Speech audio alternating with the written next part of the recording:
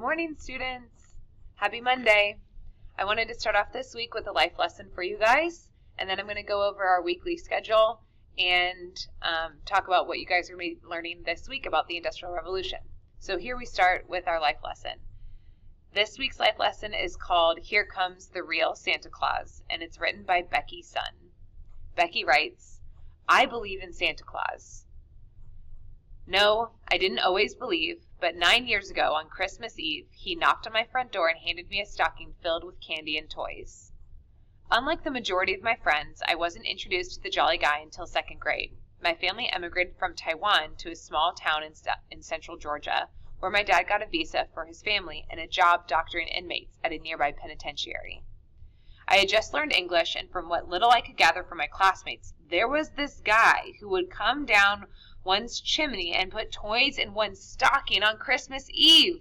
What a great country, I thought. After looking up stocking in my Chinese to English dictionary, I knew what I had to do. On that fateful night, after everyone went to bed, I took my longest, cleanest knee sock and attached it to a nail already on the mantle. Obviously, the previous owners of this house were no strangers to this Santa character. Unfortunately, my parents were. I woke up before everyone else on Christmas Day and ran to the fireplace. To make my sob story short, I was hit with the reality of an empty sock and the biggest lie ever told.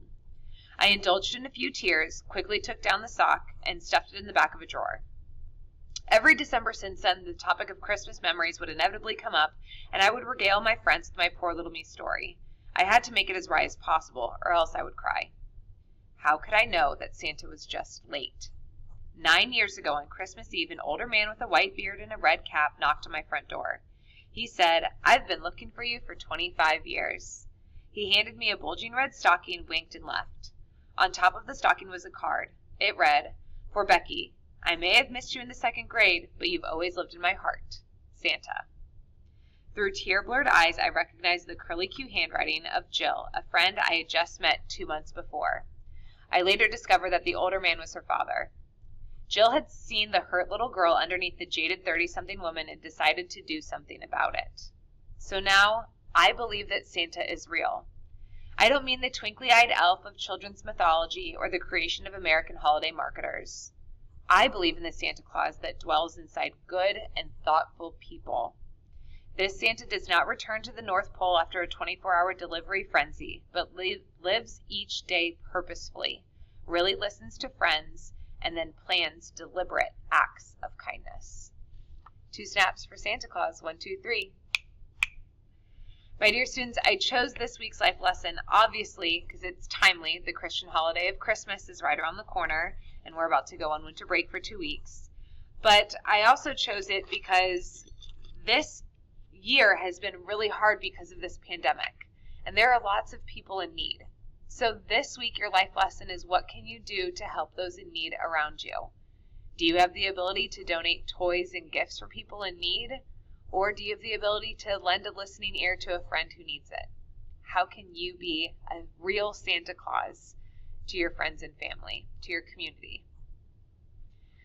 I wanted to go over the weekly schedule for this week. I'm going to be posting this to our stream and with this video in your Google form for this week's life lesson. So today, your Leads primary source template is due. So for those of you, I saw that some of you have already submitted it from Friday. That's great. If you haven't submitted it yet, it is due today, so you need to do that. And then, of course, this week's life lesson in video form, or in Google form, are due today as well. We are going to have a live class on Google Meet on Tuesday this week and on Friday this week. Tomorrow we're going to be going over our second vocab list for the week. It has more terms that are a little bit newer, I think, to you guys than the words from last week. So we're going to have a Google Meet to go over those words and to go over the Leads primary source as well. So you can see here the times for each of your Google Meets. Wednesday and Thursday will not have a live class. I am posting a video about child labor in the Industrial Revolution online. If we were doing this in class with each other, this would take up 2 class periods. So that's why I'm giving you 2 days to work on this assignment. It is a video. There are questions with it that you need to answer as you watch, and you'll be turning that in online. And then we're going to end the week on Friday with a live Google Meet to discuss that child labor video. So we're going to meet again on those times on that day, and we can kind of just like wrap up anything that we need there to finish up the week and head into our 2-week holiday break here, our winter break. So that's a wrap on the schedule for the week. If you have any questions or comments, please send me an email. I hope you guys are all doing well. I miss you. Have a great week. We'll see you tomorrow and Friday. Bye-bye.